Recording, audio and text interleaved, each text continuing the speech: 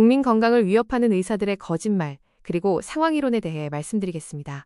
우리는 매일 쏟아지는 수많은 의학 정보의 홍수 속에서 살고 있습니다. 텔레비전을 켜면 의사들이 나와서 건강 비결을 알려줍니다. 그런데 가만히 들어보면 뭔가 이상합니다. 우리가 철석같이 믿고 따르는 건강 상식들이 과연 모두 사실일까요? 상황이론이 밝혀낸 놀라운 의학적 진실을 공개합니다. 도대체 누구의 말을 믿어야 합니까? 여기 상반된 두 가지 주장이 있습니다. A그룹의 의사들은 이렇게 말합니다. 물을 하루에 2리터씩 꼭 마셔라. 싱겁게 먹어야 오래 산다. 건강을 위해 채식을 해라. 반면 B그룹의 의사들은 정반대로 말합니다. 물을 많이 마시면 위험하다. 싱겁게 먹으면 오히려 병들고 일찍 죽는다. 기력을 위해 고기를 먹어야 한다. 방송과 매스컴을 통해 의사들은 매일 이렇게 서로 다른 주장을 펼칩니다.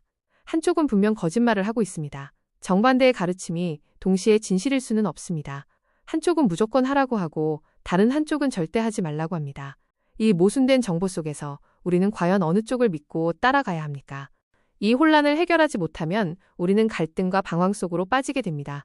누군가는 건강을 위해 억지로 물을 마시고 누군가는 건강을 염려해 물을 끊습니다.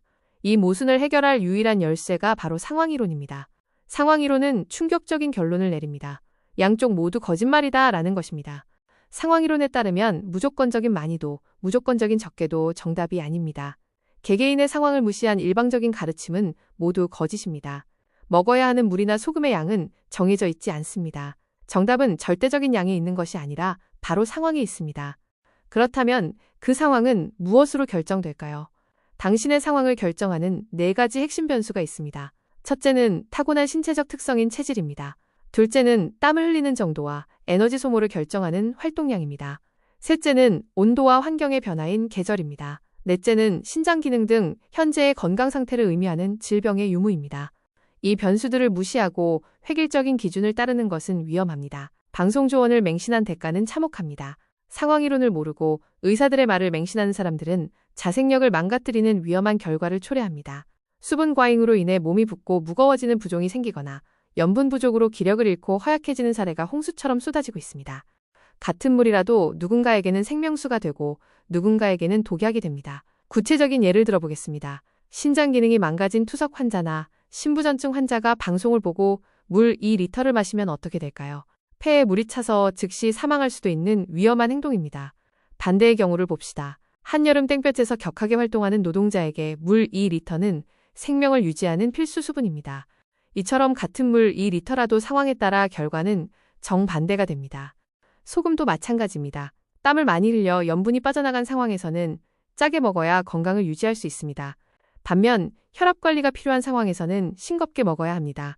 소금 섭취에 절대적인 기준은 없습니다. 무수히 많은 상황에 따라 내 몸이 원하는 염도는 달라집니다. 의사들의 반쪽짜리 진실을 경계하십시오. 방송에서는 개인의 무수히 다른 상황을 고려하지 않습니다. 불특정 다수에게 무조건 좋다거나 무조건 나쁘다는 식의 조언은 위험합니다. 스스로 문제를 해결할 능력을 상실한 채 전문가의 말을 맹목적으로 따르지 마십시오. 자신의 몸을 가장 잘 아는 것은 의사가 아니라 바로 여러분 자신입니다. 어느 쪽이 옳은지 누구의 말을 따라야 할지 고민하며 갈등할 필요가 없습니다. 중요한 것은 남들이 정해놓은 기준이 아니라 나의 상황입니다. 이제부터는 상황이론을 기억하십시오. 이것이 스스로 건강을 지키는 유일한 열쇠입니다. 정답은 고정되어 있지 않습니다. 내 몸의 소리에 귀 기울이고 계절과 환경에 맞춰 유연하게 대처하십시오. 그것이 국민 건강과 생명을 지키는 진짜 지혜입니다.